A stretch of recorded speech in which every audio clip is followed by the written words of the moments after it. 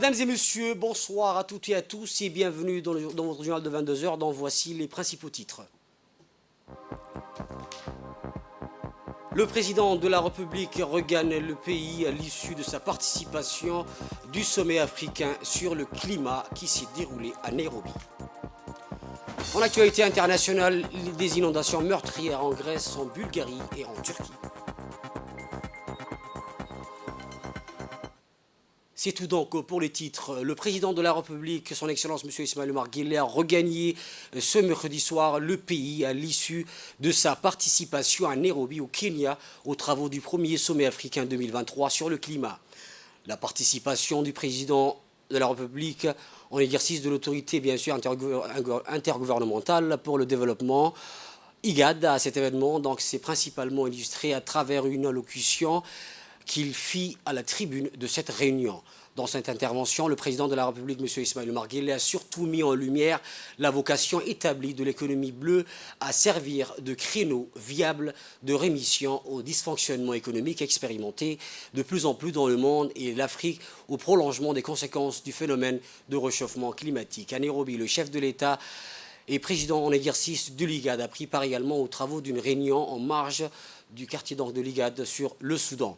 Audience dévolue à la poursuite des efforts de l'IGAD en vue du retour de la paix et de la stabilité dans ce pays frère. Le président Guelleh a, dans une allocution faite à la tribune de cette rencontre, décliné pour le Soudan les grandes lignes d'un plan de sortie de crise qui repose bien sûr sur le principe d'une action à divers niveaux dans l'instauration rapide de corridors humanitaires sécurisés dans ce pays où les parties protagonistes doivent, sous les auspices de l'IGAD, accepter un arrêt inconditionnel des hostilités prélude à la mise en place d'un gouvernement civil inclusif étendu à l'ensemble des sensibilités politiques de la société civile soudanaise. Le président Guelleh, mis à part donc par ailleurs, a profité de ce déplacement à Nairobi pour procéder à l'inauguration des nouveaux locaux de l'ambassade de la République du Djibouti auprès de la République du Kenya. Le président de la République de Djibouti et président en exercice de l'autorité intergouvernementale pour le développement IGAD, son Excellence M. Ismaël Omar Guelleh, a poursuivi ce mercredi matin au deuxième jour consécutif à sa participation aux travaux du sommet africain 2023 sur le climat qui a ouvert ses portes hier à Nairobi, la capitale kenyane.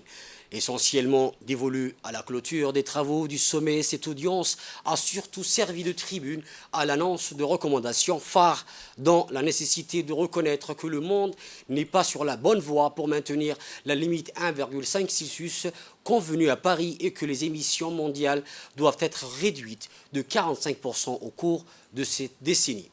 Le constat selon lequel l'Afrique se réchauffe plus rapidement que le reste du monde, qu'il ne s'atténue pas, le changement climatique continuera d'avoir des impacts négatifs sur les économies et les sociétés africaines et d'entraver la croissance et le bien-être du continent.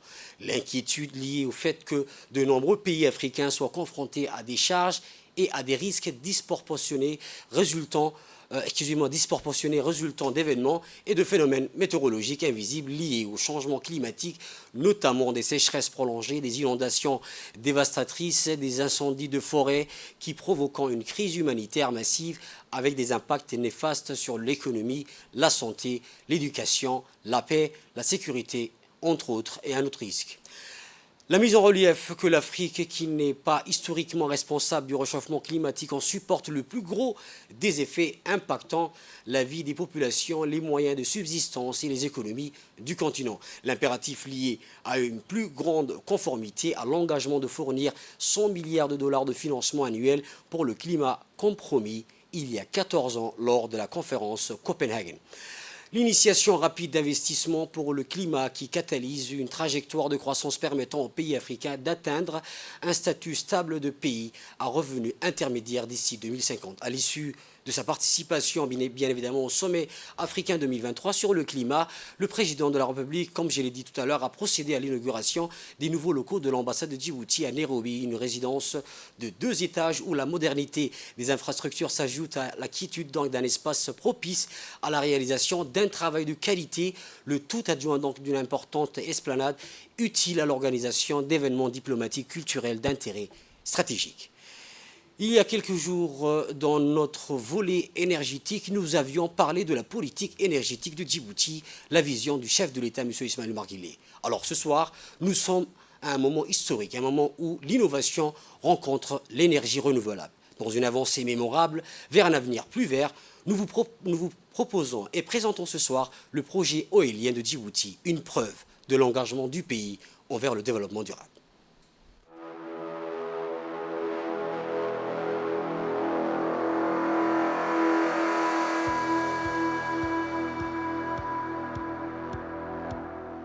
Niché au cœur de la région captivante du Goubet se dresse fièrement le tout premier parc éolien de notre histoire nationale. Cette initiative révolutionnaire a été orchestrée par la vision Red Sea Power et mise en œuvre par les mains expertes de Simen Gameza. 17 majestueuses éoliennes s'élèvent fièrement dans le ciel azur, leurs pales tranchant l'air avec détermination. Voici le parc éolien du Goubet qui exploite les murmures de la nature pour générer proprement et puissamment 60 MW d'énergie. Et ce n'est qu'un début prometteur. Grâce à des extensions potentielles, cet orchestre puissant de turbines pourrait atteindre une capacité de plus de 100 MW. Cette entreprise représente une symphonie de collaboration entre le secteur public et privé, dirigée par le ministère de l'Énergie de Djibouti, responsable des précieuses ressources naturelles. Cette vision est proprement enracinée dans la feuille de route 2035 de Djibouti. Ce parc éolien ne concerne pas seulement l'énergie. Il s'agit de rêves tissés au sein des turbines, façonnant un avenir plus propre, plus vert pour la génération à venir. La première partie de la vision 2035 initiée par le chef de l'État, Al-Hajj Ismaël Omar Guelleh, et de son gouvernement, que nous voulons une Djibouti à production d'énergie verte, 100% verte 2035, à l'horizon 2035. Nous sommes, je crois, sur la bonne voie. Nous allons inaugurer ces parcs éoliens qui est déjà à l'essai et qui produit déjà depuis le mois de juin et que nous utilisons cette production, alhamdoulilah rabbil alamin, et que nous allons essayer de faire de cette première phase une phase de réussite des projets. L'impact dépasse largement la simple production d'énergie. À mesure que ces géants se sont élevés de la terre, une vague d'emplois a suivi, offrant ainsi de nombreuses opportunités et enrichissant des vies avec panache. Ce parc éolien a insufflé ainsi une nouvelle vie aux paysages ruraux de Djibouti. Les revenus ont afflué, les salaires ont été gagnés et les villages ont prospéré. Une toile de fond de vitalité économique se déploie. Ces parcs éoliens répondent aux besoins énergétiques de Djibouti, l'indépendance énergétique de Djibouti. C'est un projet de 60 MW et un investissement de 122 millions de dollars US. Donc, ça va booster le développement industriel de Djibouti, dans nos ports, dans nos zones franches. Donc, pour baisser le coût de production dans nos zones franches, on avait décidé d'investir dans l'énergie non seulement verte, mais aussi pour avoir une énergie dépendante. Et Inch'Allah, le 10 septembre, nous allons aussi signer l'extension des 45 MW. Dans cette symphonie de progrès, Djibouti joue son rôle dans le concerto mondial en faveur de la planète plus saine. Le parc éolien de Goubet ne sont pas simplement des turbines. C'est le témoignage de la détermination d'une nation à réduire son empreinte carbone, à sécuriser sa souveraineté énergétique et à composer avec un avenir harmonieux. Alors que le soleil se couche derrière ses sentinelles tournantes, nous nous trouvons au seuil d'un lendemain plus radieux, où le vent du changement chuchote des récits d'innovation et d'espoir. La méthodologie du progrès de Djibouti résonne à travers le temps et l'espace. Nous rappelons qu'une nation unie ouvre la voie à un avenir d'infinies possibilités. C'était donc un magazine de la rédaction de la radio-télévision de Djibouti. Toujours en actualité nationale. Le président de l'Assemblée nationale, M. Dileta Mohamed Dileta, a reçu aujourd'hui en visite de courtoisie le commandant des forces françaises stationnées à Djibouti, le général de division aérienne Laurent Boitier. L'audience entre le président de l'Assemblée nationale et le général Laurent Boitier s'inscrit dans le cadre de la relation d'amitié et de partage qu'entretiennent les deux pays. Les entretiens ont ensuite porté sur la relation de coopération et d'échange séculaire entre les forces françaises et la population djiboutienne à travers le développement d'actions de collaboration civile dans les localités du pays. Le président de l'Assemblée nationale s'est félicité du partenariat en matière de santé, la poursuite d'actions sur le terrain de la patrouille nomade telles que la réhabilitation d'écoles, d'installations sportives, voire même l'organisation du tournoi sportif avec les jeunes pour affermir l'amitié entre nos deux nations. La nature exceptionnelle de la relation de partage et d'amitié entre la République de Djibouti et la France est également à l'image d'accueil et d'hospitalité offerte sans cesse à l'endroit des familles de militaires stationnés à Djibouti durant leur séjour. Les voies et moyens permettant de promouvoir plus d'activités de coopération civile ont également été abordés en fin de cet entretien. Situation maintenant météo à Djibouti-Ville. Une tempête de sable d'une rare intensité a frappé de plein fouet la ville de Djibouti, prolongeant les habitants dans une inquiétude. La tempête de sable a brouillé la visibilité, impactant négativement sur la vie quotidienne et sémant donc la panique parmi les résidents. Cet après-midi, la population donc ont été pris au dépourvu par une tempête de sable dévastatrice, réduisant ainsi la visibilité sur les routes. Cette tempête de sable a créé des grandes difficultés de déplacement dans les axes routiers de la capitale, perturbant le transport urbain. La sécurité routière a été mise à rude épreuve, la résilience de la population, les premiers signes de la tempête se sont donc manifestés au début d'après-midi. Ces vents violents ont commencé à souffler des nuages de sable dans les rues de la ville, brouillant la visibilité à moins de 200 mètres. Selon l'agence de la météo, ce phénomène est les conséquences du passage d'un orage entre le Yémen et Djibouti, créant un phénomène de vent descendant qui soulève beaucoup de poussière dans la capitale et dans certaines régions. Il est conseillé à la population et aux usagers, bien sûr, de la route et de la mer de prendre des précautions avant tout déplacement face à ce phénomène qui réduit, bien sûr, la visibilité. Maintenant, direction les régions du sud, bien sûr, Dikil, forte pluie à Yoboki. Il y a des fortes pluies donc qui ont touché il y a 2 jours la ville de Yoboki dans la région de Dikil. Ces pluies accompagnant de vents violents a mis à rude épreuve la population de Yoboki. Comme vous le découvrez, les maisons sont effondrées, les toits des maisons ont été soufflés, comme vous le découvrez sur ces images, bien sûr tournées par notre correspondant à Dikil lors de la visite d'inspection effectuée ce matin par le préfet de la région de Dikil, M. Hassan Abdi. Accompagné par une forte délégation dont le président du conseil par intérim, M. Ibrahim Gourou, du responsable militaire de la région, le colonel Ibrahim du médecin-chef, le chef-lieu du bureau, donc l'éducation, le représentant du ministre des Affaires sociales et de nombreux responsables et services déconcentrés, le préfet de Dikil, Hassan Abdi, a effectué ce matin une visite d'inspection après les fortes pluies violentes qui se sont abattues dans la localité de Yoboki. La délégation a été accueillie par le préfet adjoint Idriss Abbas et le responsable de Yoboki, M. Habib Mohamed Ahmed. Le préfet et la délégation ont constaté les dégâts matériels importants causés par les fortes pluies accompagnées des vents violents qui se sont abattus sur la ville de Yoboki. Malgré une faible pluviométrie, donc on déplorait plusieurs maisons en dur dont les toits ont été emportés, une vingtaine de tout cool détruits pour une faible pluviométrie de 2 mètres, à savoir une cinquantaine de maisons en toile démolies. Les trottoirs, donc les toitures bien évidemment de quelques logements administratifs et 2 mosquées arrachées et 6 poteaux et les câbles électriques mis à terre à Yoboki qui est donc l'électricité. Fort heureusement, on ne déplore aucune perte humaine à part des blessures légères sur 10 personnes ayant reçu des débris de toiture sur le corps. Certains ménages disent avoir perdu des vivres et pièces administratives dans ces intempéries. Selon les premières informations constatées lors de la visite du préfet de Dikil, on déplore de nombreux sinistres après ces précipitations qui ont ravagé la ville de Yoboki. Certaines familles ont surtout perdu les maisons, sont éventrées, les vivres détruits aussi. La délégation de Dikil, conduite par le préfet Hassan Abdi Roble, a tenu une réunion avec la population de Djibouti éprouvée par les intempéries en présence des sages et des représentants de la société civile. En dernière nouvelle, la préfecture et le conseil régional de Dikil ont acheminé une première assistance d'urgence alimentaire à 50 familles touchées par les intempéries à Djibouti dans la région de Dikil. À présent, écoutons les réactions de la population de Djibouti et bien sûr les sinistrés. Les sinistrés donc ont affirmé qu'ils ont reçu les premières aides et attendent la suite. Toujours en actualité nationale, la délégation conduite par le préfet de Dikil a été accueillie ce matin dans la localité et cette bien sûr délégation a visité les maisons détruites par les intempéries.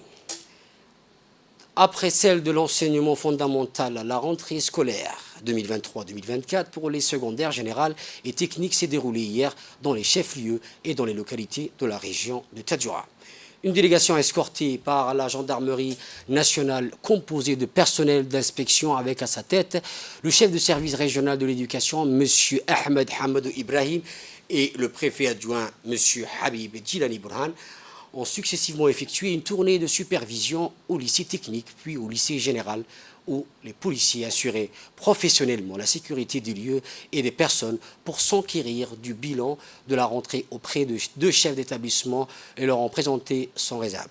Aucun incident n'est signalé à tous les personnels furent au rendez-vous au total au lycée général 911 élèves dont 230 nouveaux inscrits en classe de seconde et 361 élèves dont 168 nouveaux inscrits en classe de seconde Bac Pro et en classe de première année CAP pour le lycée technique qui sont attendus pour l'année scolaire 2023-2024. Un planning d'accueil pour chaque niveau a été mis en place pour les élèves de la terminale reprendront donc leurs cours. Nouvellement, il est à noter qu'une nouvelle classe de seconde accueillera la première promotion du lycée dans la sous-préfecture de Dora après ceux de Sagalou et de Randa. Toutes les dispositions nécessaires ont été prises afin de réserver un accueil satisfaisant aux élèves comme pour les professeurs. Les nouveaux entrants au lycée technique dont l'effectif a augmenté cette année plus que celle qui a précédé ont bénéficié des informations préliminaires très importantes sur chacune des filières dispensées pour qu'ils puissent faire un choix qui leur convienne au mieux. Cette activité serait plus efficace sur les explications des termes techniques ainsi que les opportunités que chacune des filières offrirait comme débouché aboutira donc à une meilleure compréhension de ces dernières étudiants en recommandé. Le préfet adjoint honorable Habib Djilani et le proviseur du lycée Saïd Omar aux côtés du chef de service régional de l'éducation de Tadjoura, M. Ahmed Hamadou Ibrahim Dahilo, ont tous les deux déclaré que cette entrée scolaire est couronnée de succès tout en souhaitant une année de réussite à l'ensemble de la communauté éducative et pour les élèves aussi. Rentrée scolaire dans l'enseignement secondaire 2023-2024, cette fois-ci à Obok, dans la région d'Obok. À l'instar de tous les pays après la rentrée scolaire des élèves, l'enseignement de base et de moyens, ceux de l'enseignement secondaire, ont regagné les bancs des classes le mardi 5 septembre 2023. La délégation conduite par le préfet d'Obok par intérim, M. Mohamed Hassan Humed, est composée du secrétaire général du conseil régional, Omar Hassan Humed, et l'inspecteur régional d'Obok, M. Hamadou Ali, ont donc effectué une tournée habituelle dans les établissements concernés dans le but de constater le bon déroulement de la rentrée scolaire. La délégation s'est rendue d'abord au lycée d'Obok qui accueille au total 261 élèves, puis au lycée d'enseignement technique et professionnel dont l'objectif d'élèves s'élève à 140 et enfin au lycée de Markazi qui accueille 49 élèves. À présent, écoutons un mot des responsables d'éducation. Des jeunes lycéens a été effective au lycée d'Obok, comme dans tous les lycées de la République de Djibouti. Environ 310 jeunes lycéens ont pu accéder au lycée dans un environnement très sain, très serein. Et la rentrée s'est passée dans une ambiance vraiment très agréable. À l'instar de tous les établissements de l'enseignement secondaire, encore le pays, les lycées d'enseignement général et technique de la région d'Ali Sébi ont ouvert leurs portes en cette journée, ont ouvert hier plutôt donc leurs portes au total pour 2053 élèves de l'enseignement secondaire est reparti dans les 5 lycées de la région et ont regagné leur classe dans une atmosphère marquée par la joie et la sérénité. Une délégation conduite par l'adjoint du préfet de la région d'Ali Sebié, mademoiselle Saïda Ouabri Assoué, est composée de vice-présidents du conseil régional, de l'inspecteur régional, des officiers de la police et de la gendarmerie, de l'équipe d'encadrement pédagogique ont effectué une tournée de supervision dans les différents établissements de la ville d'Ali Sebié. À l'issue de cette tournée, les chefs d'établissement ont exposé à la délégation le point de la rentrée.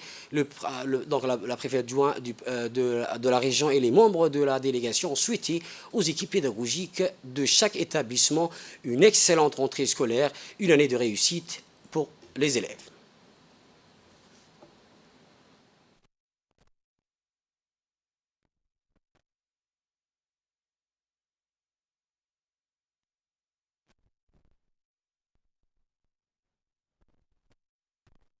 Fait un tour d'horizon dans l'ensemble des établissements pour s'enquérir du bon déroulement de la rentrée scolaire pour le lycée technique. C'est ainsi donc qu'ils ont visité classe par classe et ont souhaité à l'ensemble des jeunes élèves une bonne rentrée scolaire.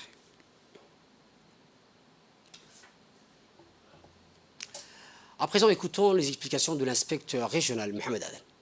Nous avons procédé ce matin, mardi 5 septembre 2023, à la rentrée scolaire secondaire, comme prévu en fait dans la circulaire ministérielle de cette année. Donc nous avons accueilli ce matin le classe des secondes et des premières.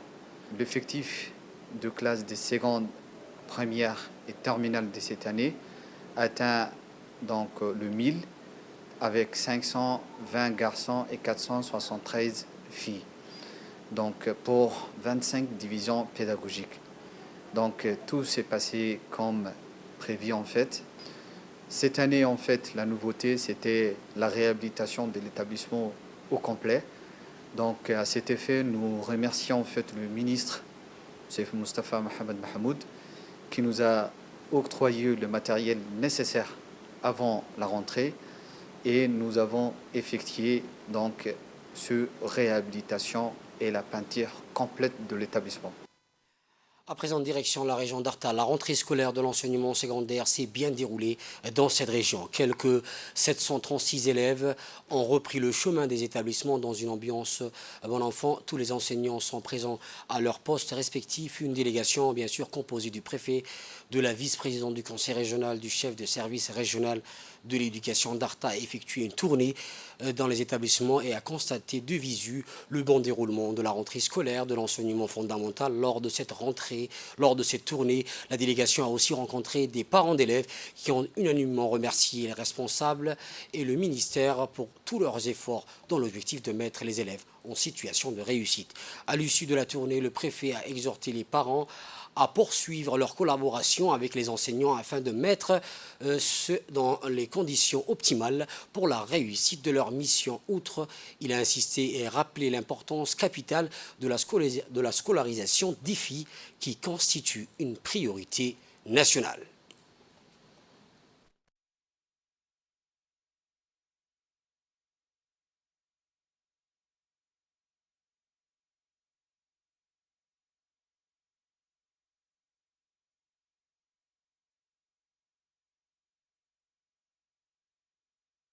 La délégation, donc on fait un tour d'horizon, bien sûr, en présence du préfet de la région d'Arta. À présent, écoutons le proviseur du lycée Hôtelier. Comme vous le savez, aujourd'hui c'était la rentrée scolaire pour les lycées d'enseignement secondaire, technique et technique. Donc notre lycée, c'est le seul lycée d'enseignement technique où on apprend l'hôtellerie et le tourisme dans toute la République du Djibouti. Pour cette année scolaire, donc, nous avons un total de 191 élèves répartis en différentes spécialités de bac pro, de CAP et des BTS cuisine. Donc aujourd'hui, la rentrée, elle s'est passée correctement. Donc les enseignants étaient là, les élèves étaient tous présents. Donc à cette occasion, je tiens donc à profiter de l'occasion pour remercier l'ensemble des parents d'élèves, l'ensemble du corps enseignant, l'ensemble des personnels d'encadrement et des vies scolaires qui travaillent jour et nuit avec nous et qui sont là à mettre en œuvre donc, la politique du ministère de l'Éducation nationale concernant la formation professionnelle et l'enseignement technique. Donc à cette occasion, je réitère ma profonde gratitude au ministre de l'Éducation nationale, à son Excellence M. Moustapha Mohamed Mahmoud, qui n'a ménagé aucun effort pour mettre à notre disposition tous les moyens humains et matériels nécessaires pour que nous puissions travailler dans de bonnes conditions. En page sportive, les jeunes boulistes accompagnés du président de la Fédération djiboutienne de pétanque et de leur entraîneur se sont envolés hier pour le Bénin. Ils vont y représenter notre pays lors de la 50e édition du championnat du monde de pétanque qui se tiendra du 8 au 17 septembre 2023. Les compétiteurs vont participer à plusieurs épreuves de pétanque, notamment par équipe, les doublettes ainsi que les tirs de précision. Ces épreuves mettront à l'épreuve donc leurs compétences, leur esprit d'équipe et leur précision, des éléments clés dans ce sport. Le président de la Fédération djiboutienne de pétanque, M. Ali Abdi, s'est exprimé au micro de l'RTD et s'est dit satisfait.